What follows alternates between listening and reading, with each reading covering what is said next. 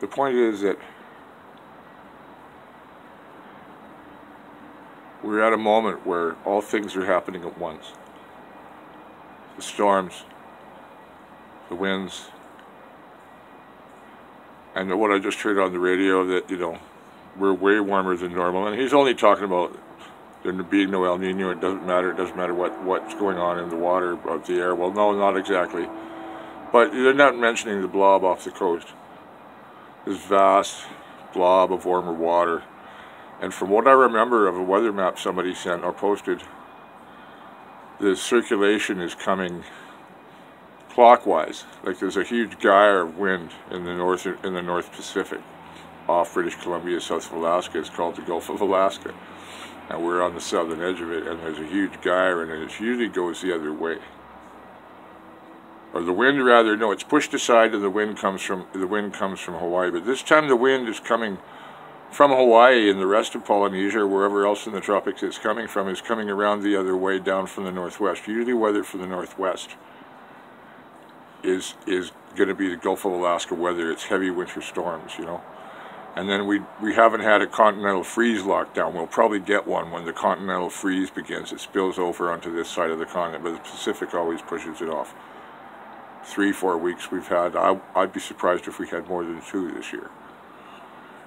And the fires that are coming, they were talking about how many fires there were. He didn't really get into it. He got the wrong year in terms of the date on the flood, 48. He said 47. This is a national meteorologist that CBC had on there. Anyway, the auguries are mighty. They're very mighty, everything that's going on. And there is a full moon, apparently it is tonight, and I thought I heard it was a lunar eclipse, and I don't know what that is, or maybe it's an alignment. I'll have to look it up. There's something other special about it. But that it's on this is an ancient augury, that it's on the eclipse, or on the day of the solstice, the night of the solstice.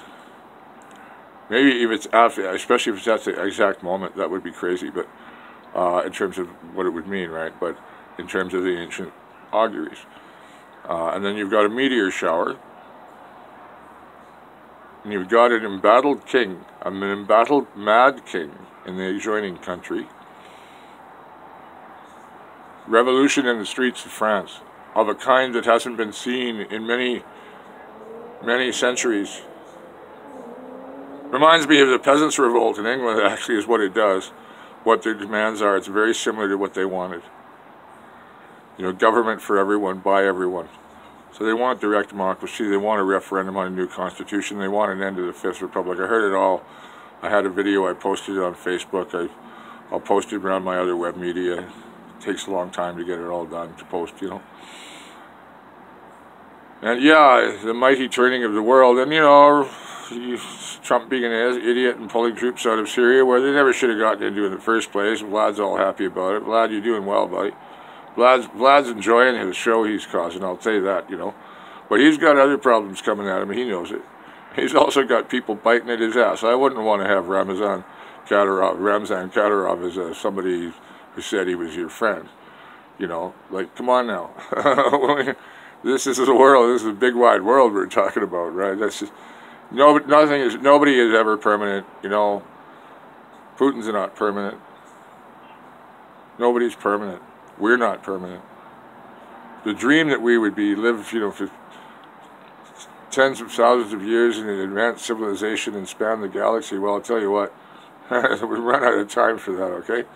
Unless some great miracle happens and some great technology frees us and makes it possible for growing billions of people to continue growing in population on this planet and continuing to consume resources that aren't there.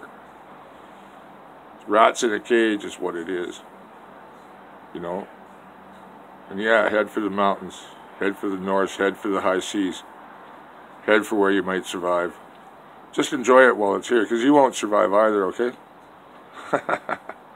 That's funny, I'm staring into the monitor of the phone, and the way the sunlight is split, it's matching my own eyes, like I'm looking into my own eyes talking, you know. So I'll just look at it directly instead of through the media. But yeah, I was aiming it, so I'll just forget about that. That was curious what I just perceived there now. Yeah, so we have that beautiful turquoise blue sky, And it is above too, above the low fog, right? And there is that's what that is it's fog that's been heated by the metropolis. You know, that there used to be thick fog in the valley in the fall and in the spring, very thick, especially around here at this bend of the river opposite Fort Derby and up to where I'm from, Mission, Rusk and all that. Those were really thick Langley. The atmosphere you could not see. It was dangerous to drive it because you had to drive at 2 miles an hour and follow the edge of the road. The world has changed, and it's changing more. So the fires that will come, are what is coming. The heat will grow. The ice this year east of the mountains will be tremendous. It'll be horrendous. And something's going to happen, you know, at the catastrophic scale in Greenland or Antarctica that's just going to like change the world. I don't know in what year, but it's going to happen, folks. So don't build on low land anymore, okay? Think about where the food might grow. I'm not a prepper. I just know where the good places are going to be. But everybody's going to want to try and get there. That's going to make them maybe difficult to get to.